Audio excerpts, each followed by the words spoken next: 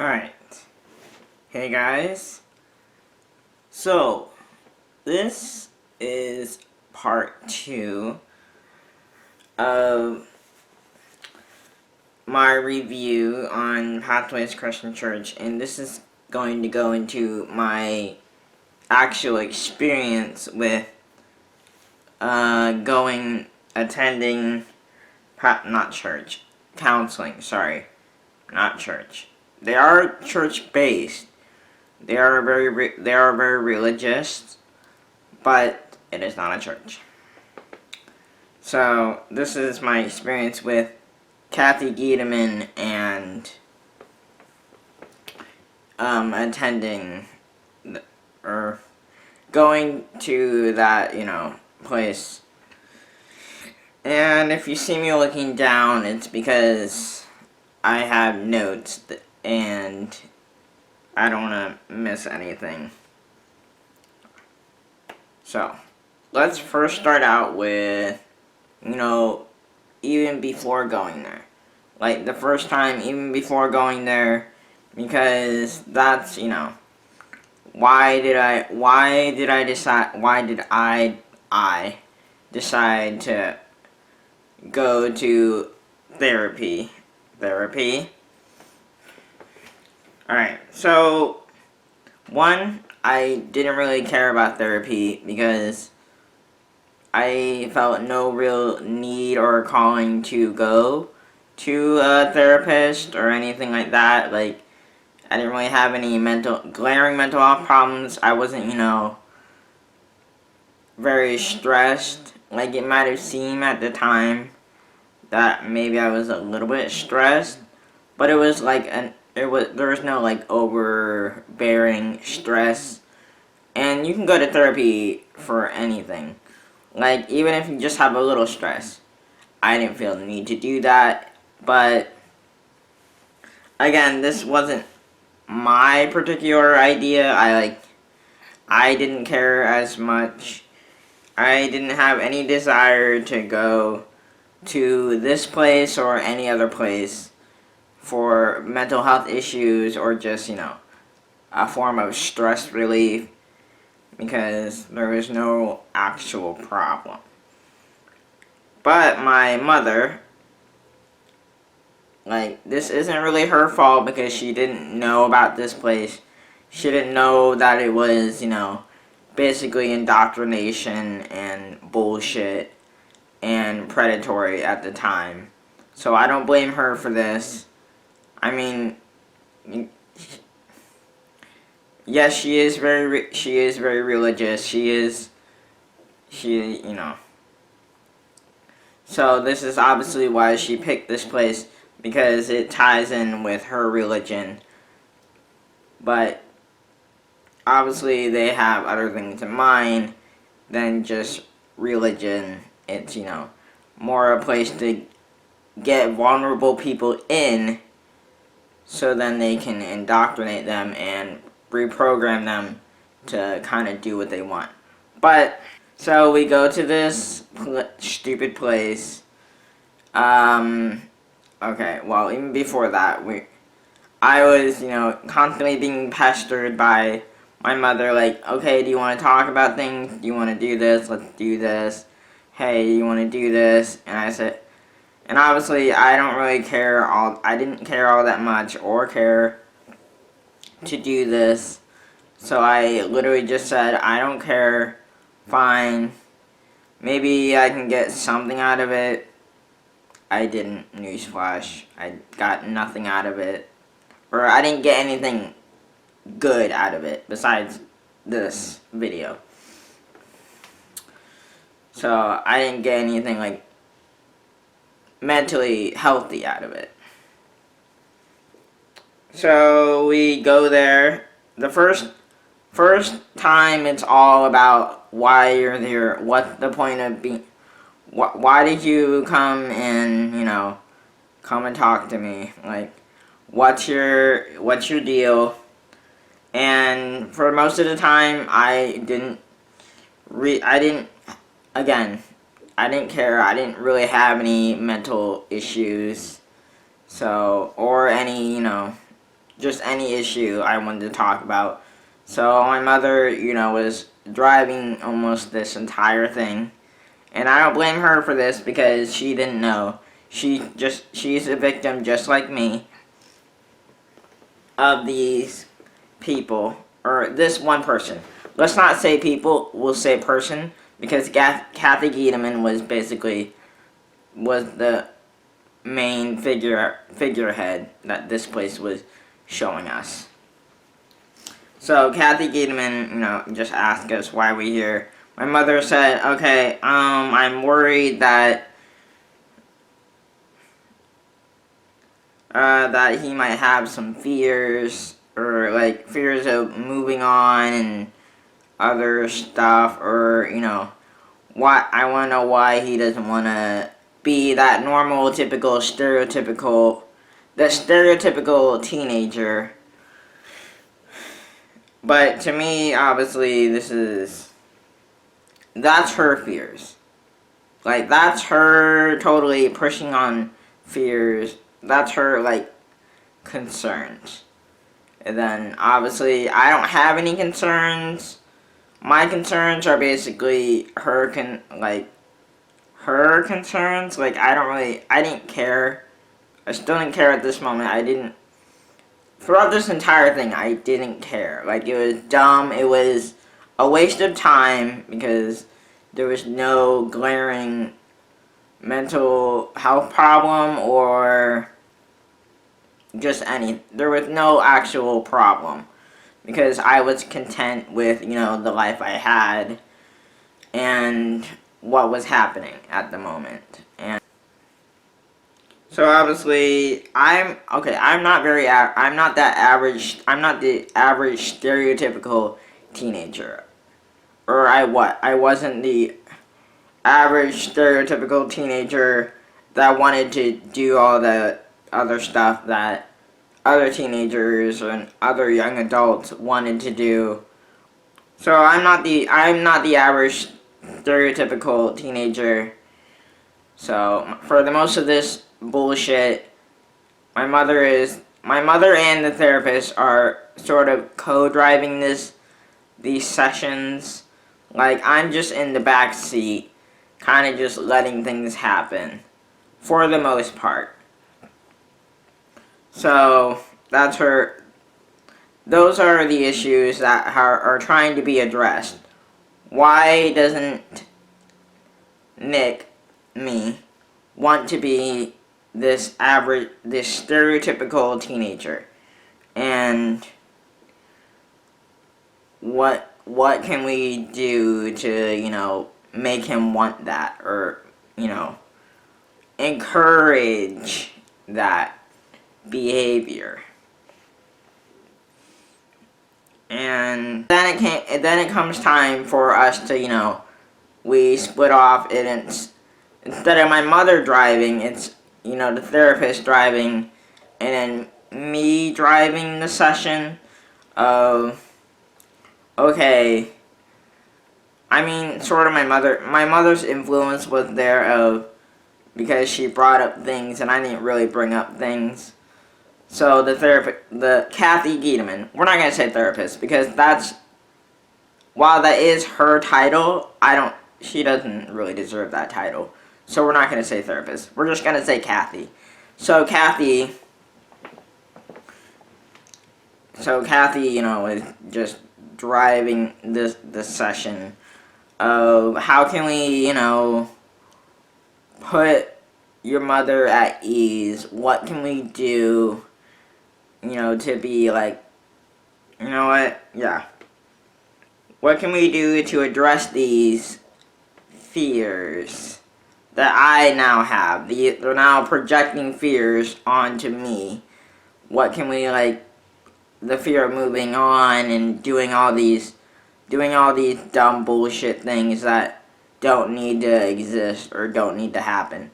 What are some of the things that we can do, to do that? And because I'm a people pleaser, and I still am, I'm still sort of that help people out type deal. So obviously she kind of tailored her approach to manipulate me, and that, that nice side of me to, please people and just do what people want. And sorry. So she kind of framed her whole approach in that way of what can you do to help others, not what can you do for yourself, or what can, because I was content with, the way I was living, the way it was my life before, before all this other dumb bullshit, before the second time. She,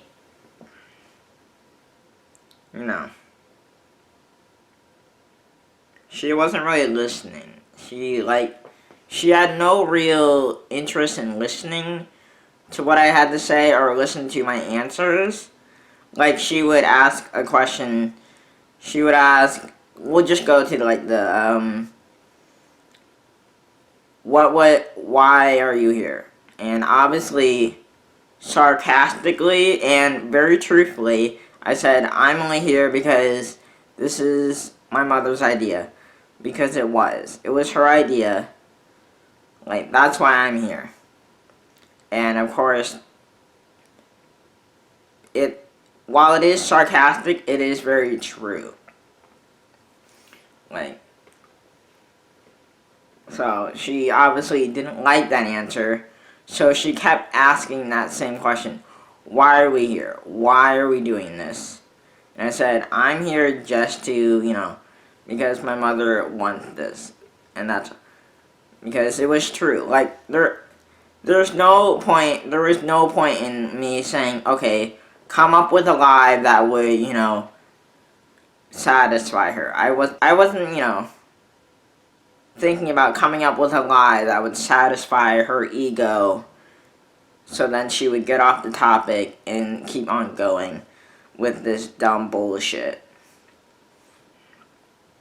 And so she obviously didn't listen. She didn't take my words as a valid thing, because, there has to be another reason. Let's go on with that. And there's not. There was no other reason to be there. So, in that way, she was kind of irritating and very annoying, which I understand that's what therapists can be. They can be kind of annoying and kind of abrasive and kind of annoying when they keep asking the same question over and over, because they're not getting a straight answer. They're not getting an answer that would fit this mold of psychology of. Okay. So obviously we had a couple of sessions. I think it was maybe 4 weeks. So we went there 4 times. The first official, okay, we need this. So we went there 4 weeks after school, which was fucking dumb. I could have been doing so many other things that was not this, and not dealing with her dumb bullshit.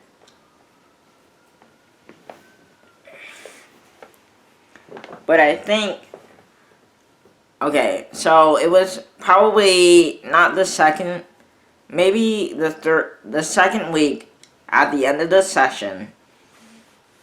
It was both me and my mother were there, and obviously no one's really into this. So Kathy Gideman, to spice things up, because at this point I wasn't being that really nice and polite and just letting people walk over me Like, I was still doing that at the time. I was letting people walk all over me. But I had a certain limit. Like, my limit was, I had a tolerance for that. And, I kind of got just a little annoyed and a little mean. And I think the way she posed this was, hey, I want to give you some extra homework to do on top of the actual homework for your actual education so you can graduate. I want to give you some more homework to do. So for the next week before you come back, how about you make a list of all the things you can do to be nice, to be really nice and serve your mother like a slave. Now, I'm paraphrasing, but that's what she basically wanted. How can you be nice and that stereotypical, okay, if you don't want to go out and do all this other things, how can you help around the house? And, of course, to me, that's overstepping to say, to imply, hey, you're not helping around the house, do this. Or not do this, but how can, let's make a list of all the things you can do, so then you can now do them. You make the list. I'm not making the list because I'm a therapist. And obviously at this point I'm very turned off because I'm not going to do that. Like, I have other things to do. I'm not going to make a dumb list to satisfy your little ego. And obviously, back in the Bible times, remember, this is a very religious group. So back in the Bible times, slavery was definitely, slavery back then was, a thing. So, any sort of slavery, okay, you had slaves, they would do things. And so that's kind of what she was, getting at, how can we warp your reality so then you can do this? But not in a way that's explicit, hey, do this, or you're going to be punished. Because she's not in a position to do that. So she wanted me to come up with that list of everything I have to do around the house. And obviously, I wasn't actually gonna do that dumb list. I didn't do that. I didn't do that dumb list. But obviously, my mother really wanted this list because she looked up to Kathy Gideman like a god. Well, not a god. Let's say a mediator to God because it was very religious. So God was basically telling Kathy Gideman to tell me and my mother to do this. So there's that. So they're using religion. They're using their religious influence to do that. Like Kathy was doing that. To go back to slavery, which, nope, not gonna happen. Sorry, Kathy. I'm a little rebellious. I'm a little rebellious slave.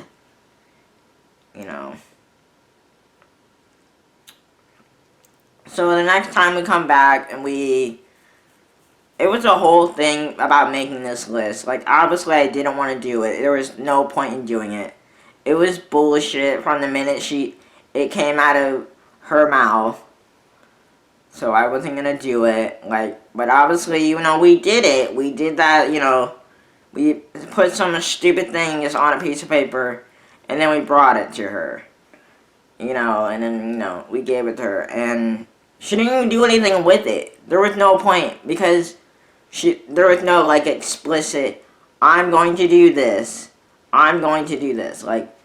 It was basically, it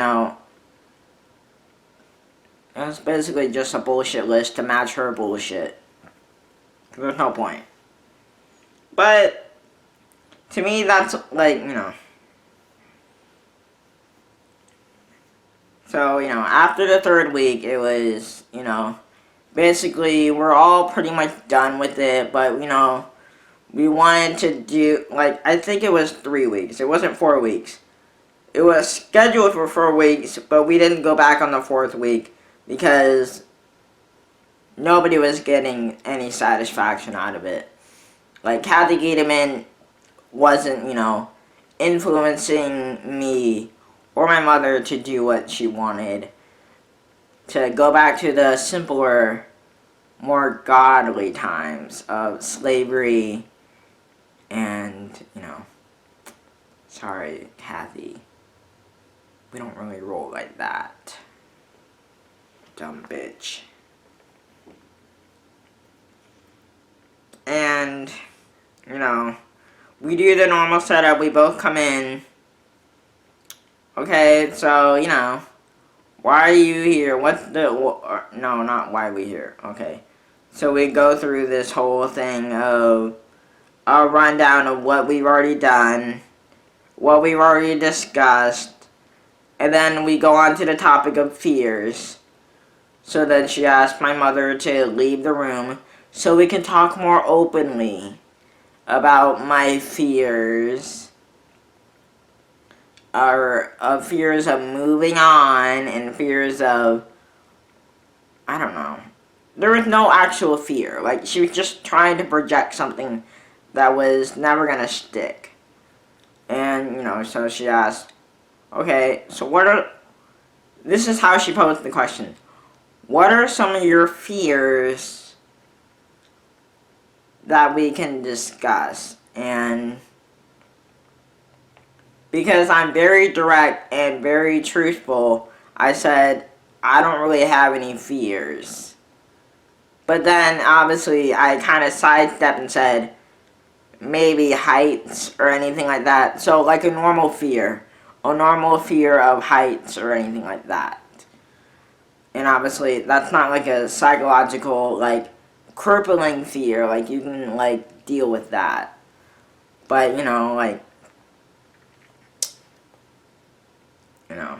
So then she wasn't satisfied with the answer. So she posed the question in a different way, thinking that I wouldn't notice, and thinking I was stupid enough to fall for it and just give a different answer, and, trying to manipulate the session and manipulate me.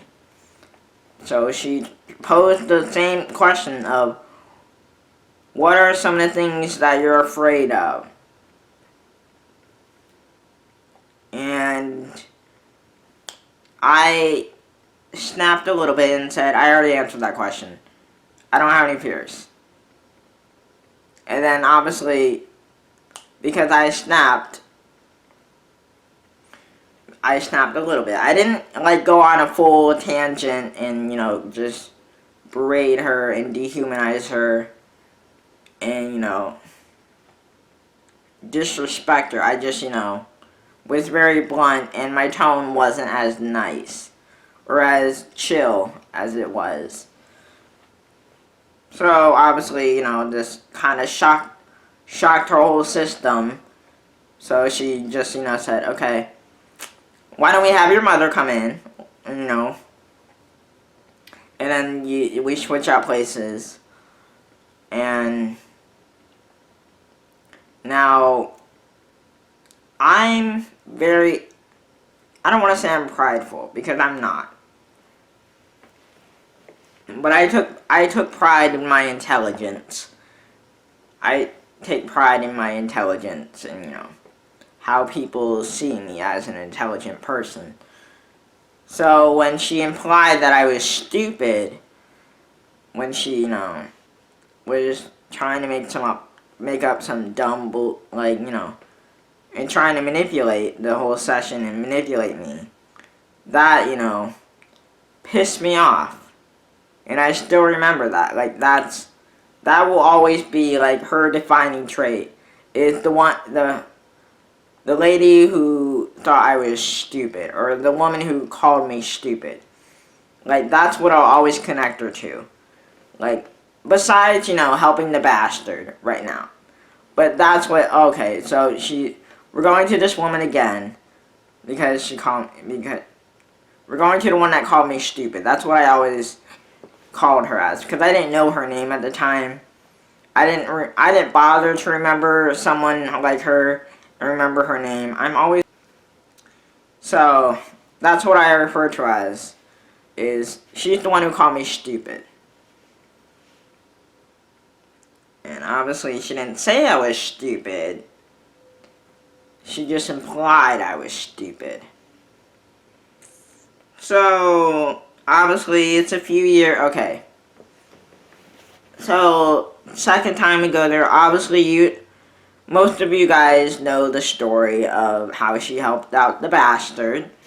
And if you don't, I'm going to try very hard to remember to put the two videos that she's most prevalent. I'm going to put part 1 of this, and I'm going to put the video of me talking about how exposing the bastard for who he is, obviously. And if you don't know who the bastard is, he's the sperm donor that stayed around too long. The second time we went there, okay. So a few years pass, obviously. So obviously now we're into our most current, last year. Yeah, last year we went to Kathy Giedemann. I love saying her name with such contempt, but Kathy Giedemann. So, what's your reason? Alright, first day, obviously, why are you here? First session. And then, obviously, at this point, my mother is now driving this. My mother and Kathy Giedemann are now driving this session because I still hate Kathy Giedemann for implying that my intelligence was less than. So obviously I'm very annoyed that we're seeing this dumb whatever. I'm trying to be a little nicer, trying to be a little bit more PG. I'm never going to be PG enough for YouTube, but I will be PG enough for people who want to watch. So, her. This dumb woman. That's a human term. She's not human. So, obviously, why are we here? Alright, so now we're talking about, what the divorce is doing to him. And why do I hate the bastard so much? So, at this point, so, Sassy is already dead. So, I've now stepped into that role of being very protective.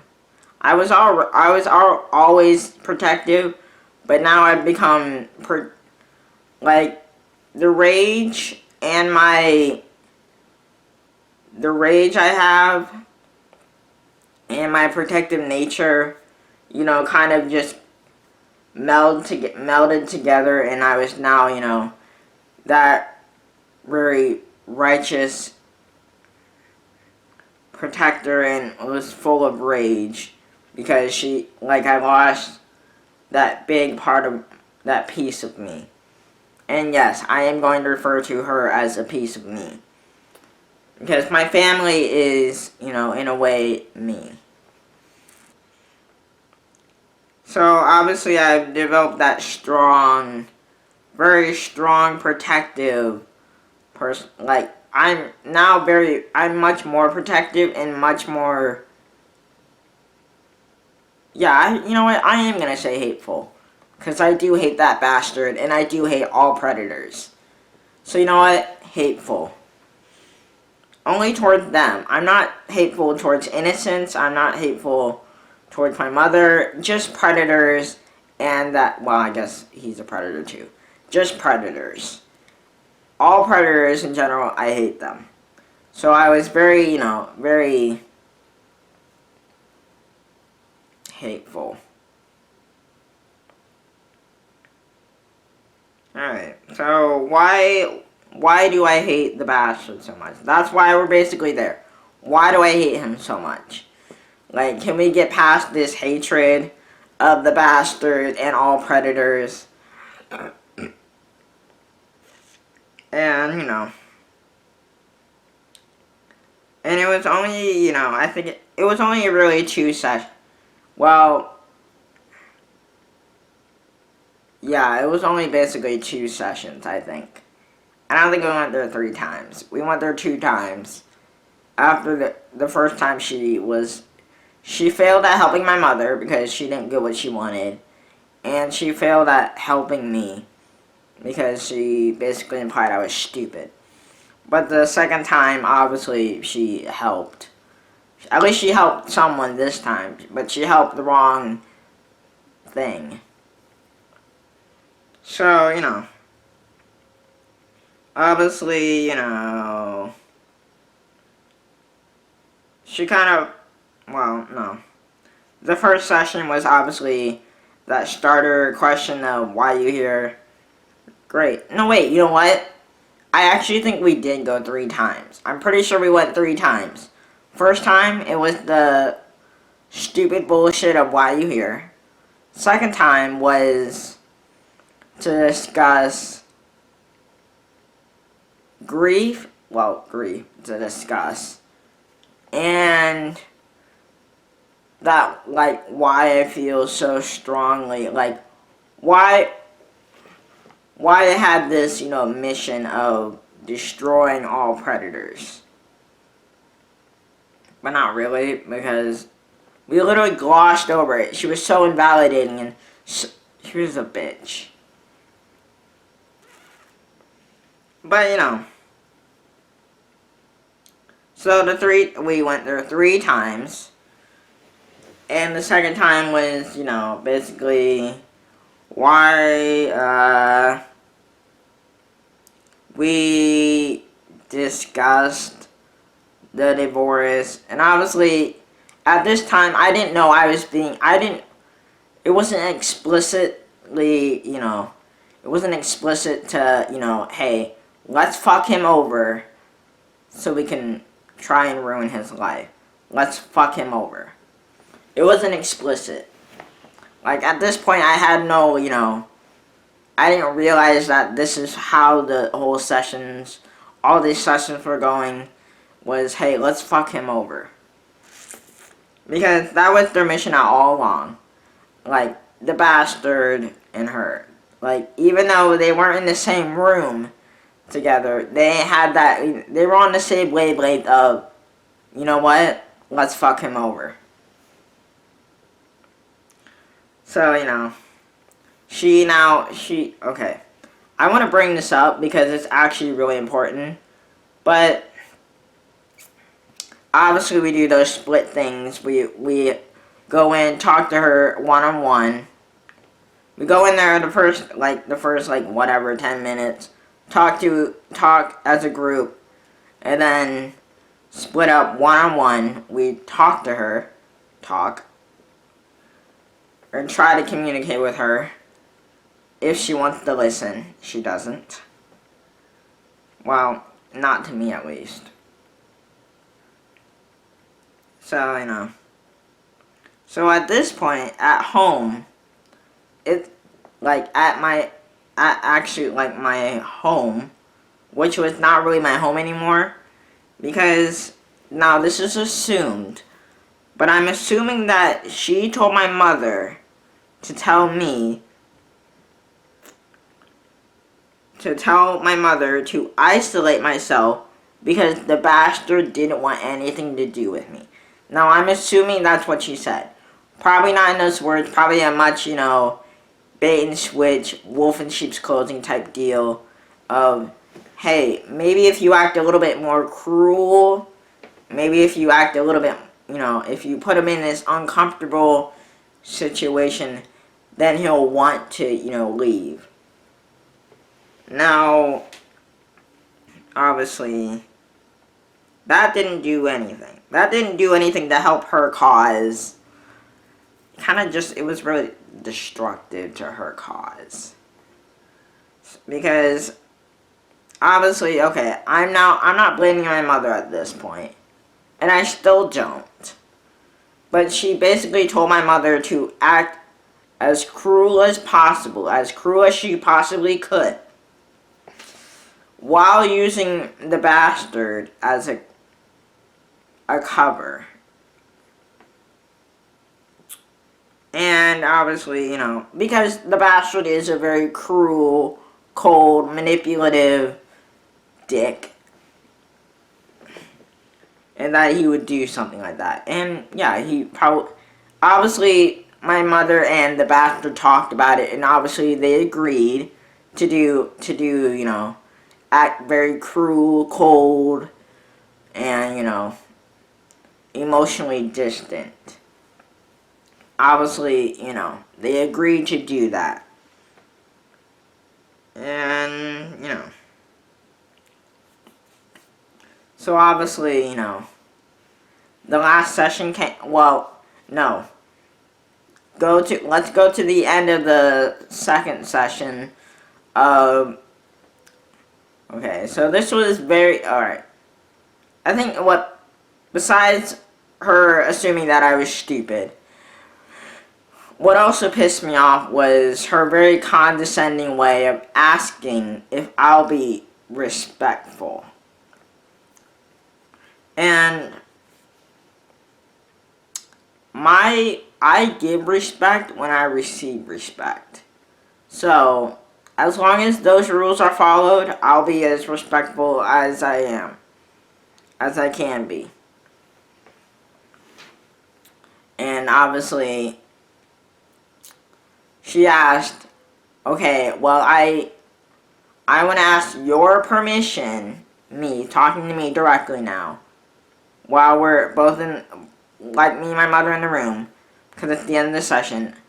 I want to ask you permission to, have to maybe bring the bastard in.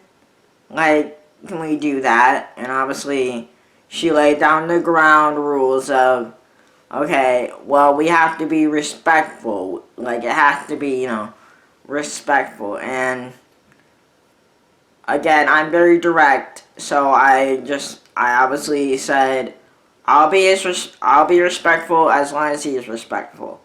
That's my terms.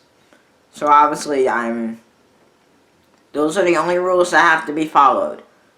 That's my only agreement. And obviously, it didn't happen. Obviously, we can see how that worked out.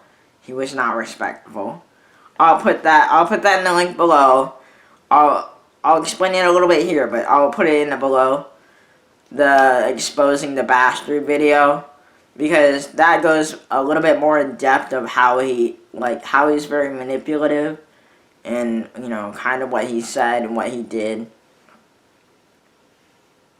and how they both kind of worked to fuck me over. So obviously we drove separately from the bastard. So it was me and my mother, and then the bastard showed up later because I don't know what he was doing. I think it was after work, but I don't know what work he does. He probably sitting on the couch and doing nothing. So he's probably doing that, and he obviously dressed up really nicely. He put on a suit to make him look, presentable, which, bitch, you can't just slap on a suit, slap on some makeup and look presentable. We all know what you look like. You don't look good. So, But obviously, okay, so we, had that. We sat down, all three of us sat down, and and she asked that stupid fucking question. Why are you... No, actually, she said, okay, let's talk about your issues. Why are you here, you know? And now, at this point, it was... Me and my mother are in the back seat. Kathy Giederman and the bastard are now sitting up front, you know, kind of, you know, doing their little dance. You know, like, hey, you see me, I see you, okay? We're both the same. Can we do this together? Can we work together? Alright, let's do it. Let's fuck them over. Let's do it. So, obviously, the bastard, you know, took his turn of saying, okay,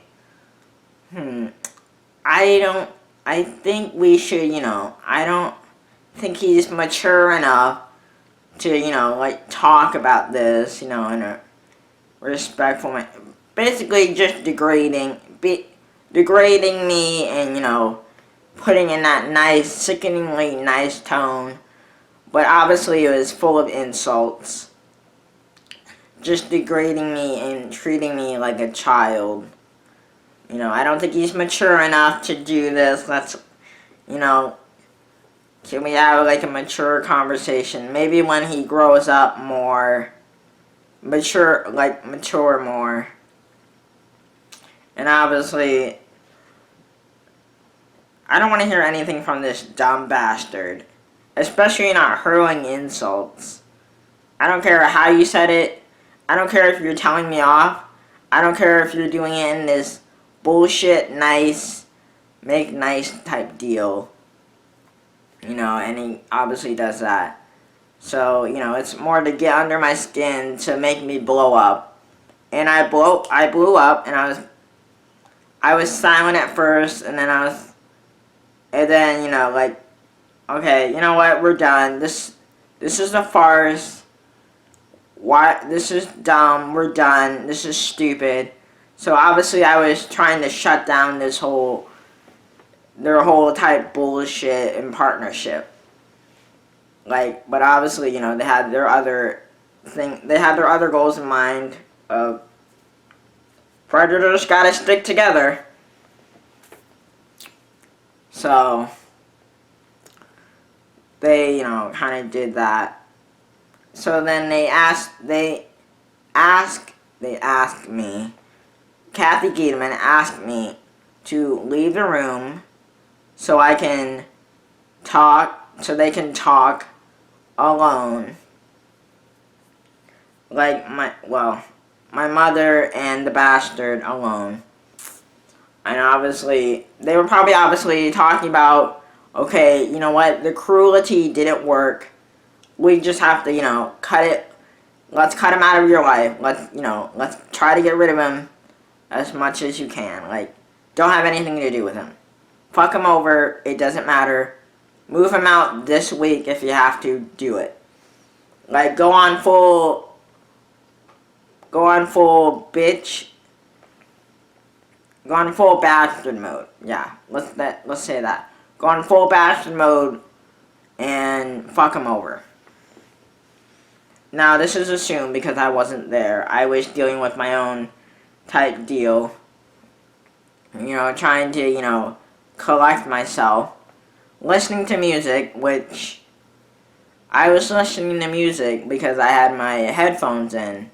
But they weren't turned on, so I realized after, you know, I collected myself more that, okay, this isn't coming through my headphones, and turned them on.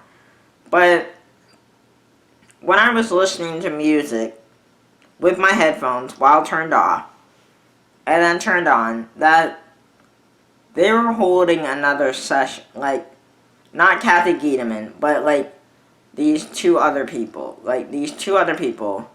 And the way they have their office set up is, it's kind of like a house.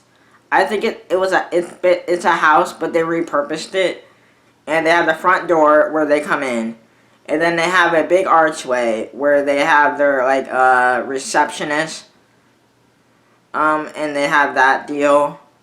But then, like, it's an archway, so it's obviously I could hear, and there's no wall, there's no privacy through this other place.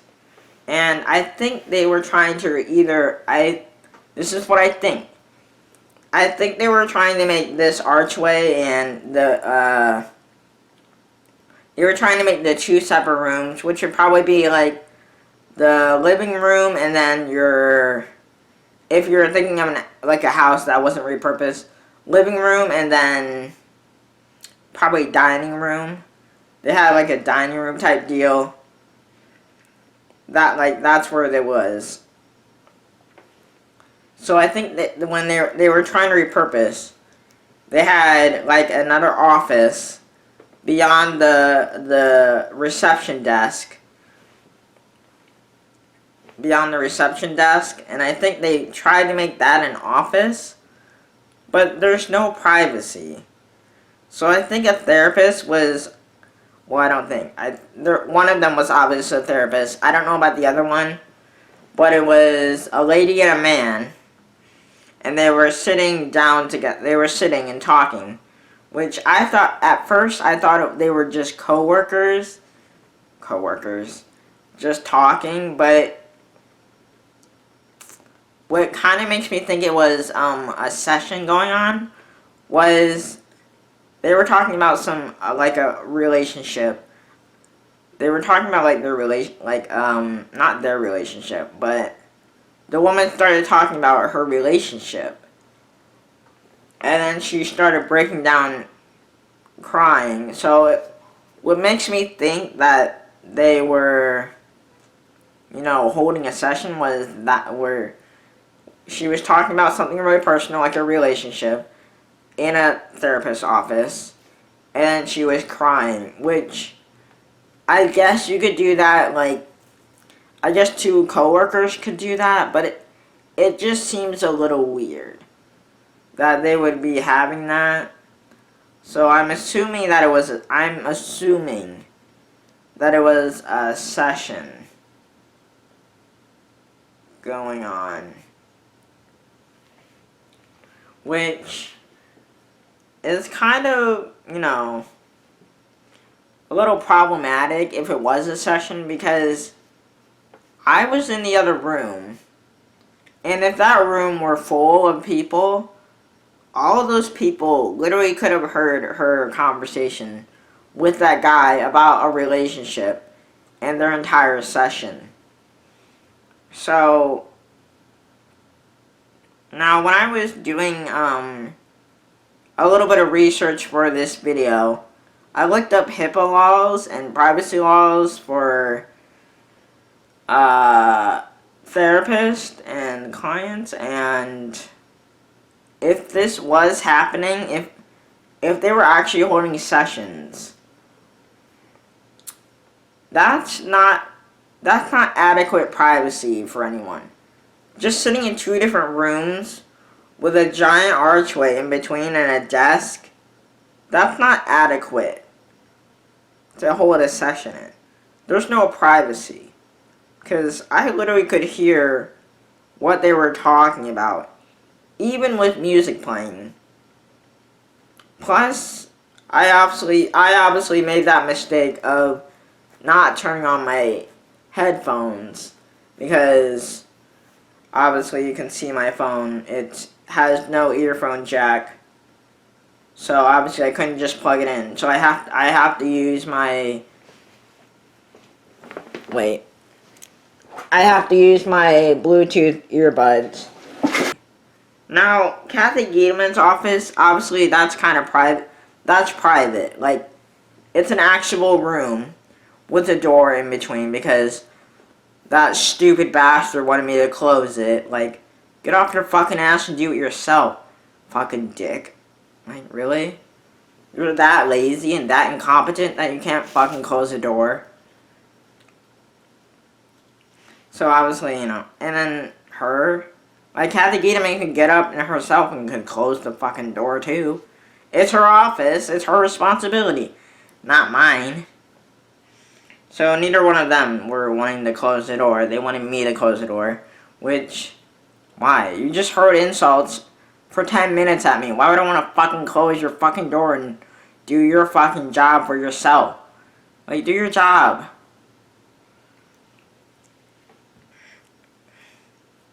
So obviously I didn't close the door, I just walked out. But, you know, like, I was, like, that's not adequate. Like, there's no privacy for, like, actually, Kathy Edelman's room is kind of private. Unless you're, like, standing on the other side of the door and listening to, like, their conversation, that would be, you know, like, that would be, like, the other person's fault. But, like, obviously, Kathy Edelman has a door. But this other therapist, this other, you know, person, like, they don't have a door. Like, it's just an archway. Like, there's no privacy in that. Maybe they're fine with it, but I don't know, it's not very private, and I could literally hear what they were talking about. I mean, obviously, they were talking about a relationship, and then why they were, you know, and I heard her crying. Like, it wasn't like a very loud cry, and obviously they weren't talking, like, super loud, but, like, I could still hear them. It's an empty waiting room, and an office right there, separated by a desk. Like, I could fucking hear everything. And if I was sitting any closer, which I actually went up to, like, their bookshelf, which right by the desk, to get one of the cards to see to see what her name was and, like, her contact information, so, here's your moment, Kathy Edelman. You got 2 videos about you, you know, explaining who you are as a person, and my experience with you. So here's your moment. You're famous. Say hi to your little fans now. So, you know, obviously I'm making this part 2 because I wanted you to get the actual experience. Now, I know I didn't, like, go into, like, really great detail because I don't have that good of a memory, like, and I'm not a very good storyteller, but obviously you can get from the context of what I'm saying that, you know what, Kathy Edelman is a wolf in sheep's clothing. Like I said in part 1, she's a wolf in sheep's clothing. Obviously, she helped the bastard out with getting rid of me. And now he's living it up. Actually, you know what? He's moving to Texas now. Because, obviously, you know, people here know about him now. So, obviously, he has to run away to Texas. So, you know, that's where he's going. Run away. So, I hope what you get out of this is, 1, Pathways is a very religious organization. And if you don't fall within the cisgender, straight, Christian, fundamentalist view, you're trash. That's what they think of you. So, you know. And Kathy Edelman is a wolf in sheep's clothing who will do whatever she can with her little platform. Not platform. She doesn't have a platform. Well, with her space of Pathways that Pathways gives her to fuck people over who don't fit that mold. And wants to go back to the good old days of Bible times where women were property, black people were property, gay people didn't exist, and if you were stoned to death. So, that's what she wants to go back to. So, you know, it's a fucking terrible organization. And Kathy Gideman is a wolf in sheep's clothing who will fuck anyone over if you don't fit that mold and don't fit that little mold of, you know, stereotype Christian fundamentalist ideals. So now comes the end of the video where I say like, subscribe, comment below. Comment below if you had any, you know what, if you want to share other stories of therapy that didn't go so well, or, you know, just predators in your life, comment below. An asshole, you know, alright? So I hope you get something out of this. Like, subscribe, comment below, and share this video. Because, you know what? These organizations need to be exposed for what they are. I will see you all guys next time in the next video where well, you'll see what I'm gonna do. So